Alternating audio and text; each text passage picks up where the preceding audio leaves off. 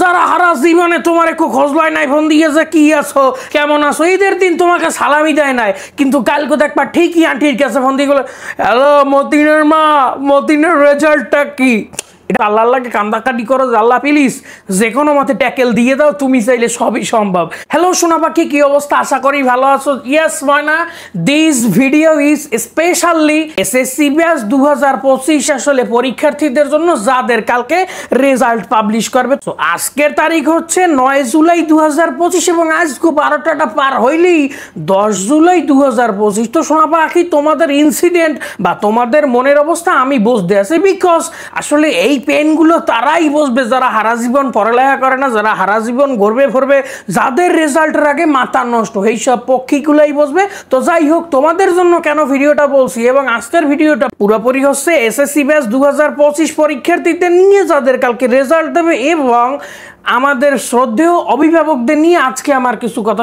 বাকি today we are talking about HSC পরীক্ষার্থী 2025। যাই হোক, এই যারা হারা জীবন পড়ালেখা করো নাই, টকা দিয়ে গড়ছে ফেরছো, এ জায়গা গেছো ও জায়গা গেছো, পড়ালেখার কথা কই গিয়ে টাহা নিয়ে মারিয়ে খাইছো, যাই হোক, এটা তো কি করছো না করছো আমার চাইতে তোমার মনটাই ভালো বুঝতে আছে।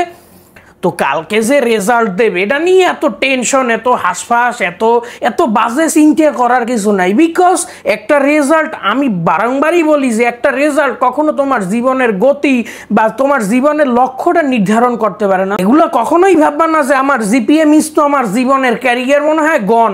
নো সোনা পাখি, এটা খুবই একটা রং ধারণা। আর আন্টি আঙ্কেলদের বলতে আসি, প্লিজ এই কালগো দিনটিকে কেন্দ্র করিয়া পোলাপানের মনে আতঙ্ক সৃষ্টি করিয়ে দিন না। আপনাদের মনে রাখতে হবে প্রিয় অভিভাবক এবং এই যে শিক্ষার্থীরা, তোমাদেরও মনে রাখতে হইবে যে হারা বছর যা করছো, কালকে যদি মন খারাপ করিয়ে বাপ মায় যদি দুঃখ কথা বললেই ফেলাই দেয়, মানে রাগ করিয়ে ঘরের বাইরে যাবা, এ খাবা লাবা না, ইয়া হরবা ও হরবা, এই যে রসিল লেগে জোলানো, এইগুলো যারা করবা তারা কিন্তু দুনিয়া আখিরাত দুইটাই খুয়াবা।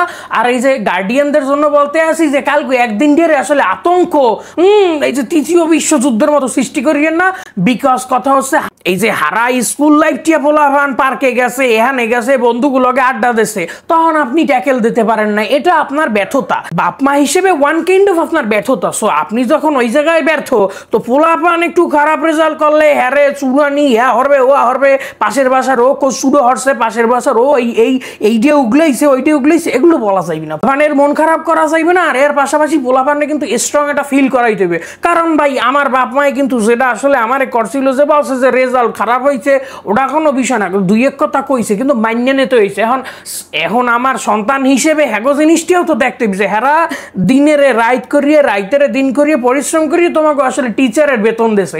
আমি এমনও জানি অনেক পোলাপান আছে যাদের 6টা-7টা টিচার দেওয়া থাকতে পারে, হইতেই পারে, কিন্তু কথা হইতেছে পোলাপানের অধিক পরিমাণে টিচার দিলে পারি যে তারা ফাইন রেজাল্ট করবে, ভালো রেজাল্ট করবে, জিপিএ পাইবে, বিষয়টা এমন না। এখন দেখবা এই যে এসএসসি ব্যাচ 2025 শিক্ষার্থী সোনা পাখি, পক্কাগুলো দেখবা যে এখন তোমার জীবনের একটা নতুন একটা টার্নিং পয়েন্ট। তোমার বন্ধু বান্ধব যারা সাইডের পাশে তোমার আসলে, তাদের কিছু বিহেভিয়ার দেখবা, তোমার পাড়া প্রতিবেশী আত্মীয় স্বজনের একটা বিহেভিয়ার দেখবা। যারা হারা জীবনে তোমার একটু খোঁজ লয় নাই, ফোন দিয়ে যে কি আছো কেমন আছো, ঈদের দিন তোমাকে সালামি দেয় নাই, কিন্তু কালকে দেখবা ঠিকই আন্টির কাছে ফোন দিয়ে গেলো, হ্যালো মতিনের মা, মতিনের রেজাল্টটা কি? এটা প্যানিক, এটা একটা সিচুয়েশন, তারা কিন্তু মেসমারাইজিং মোমেন্ট ক্রিয়েট করবে। সো বাপ মায়ের উদ্দেশ্যে আমার রিকোয়েস্ট, আপনারা প্লিজ আন্টি আঙ্কেল বা আম্মু আব্বু, আপনারা হইতে আছে পোলাপানের প্রেশার দেবেন না, সাপোর্ট দেবেন, কারণ কালকে কিন্তু প্রত্যেক বছর এই পোলাপান এই অঘটন ঘটায়, এই দুর্ঘটনা ঘটায়, বাপ মা এরে চোপড়ায়, ওর এপাশরায়, মানে এগুলো মানে এটা গতানুগতিক হয়ে যাইতে আছে, মানে এটা প্রজন্মের পর প্রজন্ম, প্রজন্মের পর প্রজন্ম, সেটা আপনারা ধরিয়ে রাখতে আছেন। তো প্লিজ আমি রিকোয়েস্ট করবো, কালকে একটা দিনের জন্য আপনারা মাইপোলার জায়গায় একটু ফিল করেন যে আপনিও একদিন পরীক্ষা দিচ্ছেন, এসএসসি পরীক্ষা, আশা করি আপনি শিক্ষিত, আমরা চেষ্টা করছি আর দিনের জন্য পোলাপানটা একটু কম শাসন করেন। ভাতের টেবিলেই যখন বইবে তখনই আপনার রেজাল্টের কথা মনে পড়বে, এইসব সিমটম দিয়ে বাইরে পোলাপানের 8টা 10টা প্রাইভেট দিয়েছেন, এখন তারা পারে না, তারা ব্যর্থ ওই জায়গাটায়, তো তাদের পাশে দাঁড়াইতে হইবে।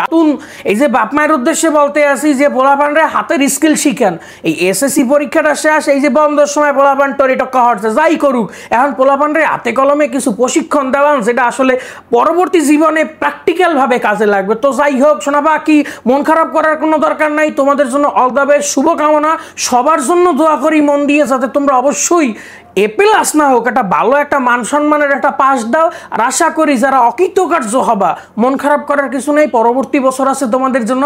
তো আশা করি এই তোমরা কিন্তু প্রচুর পরিমাণে কমেন্ট করবা।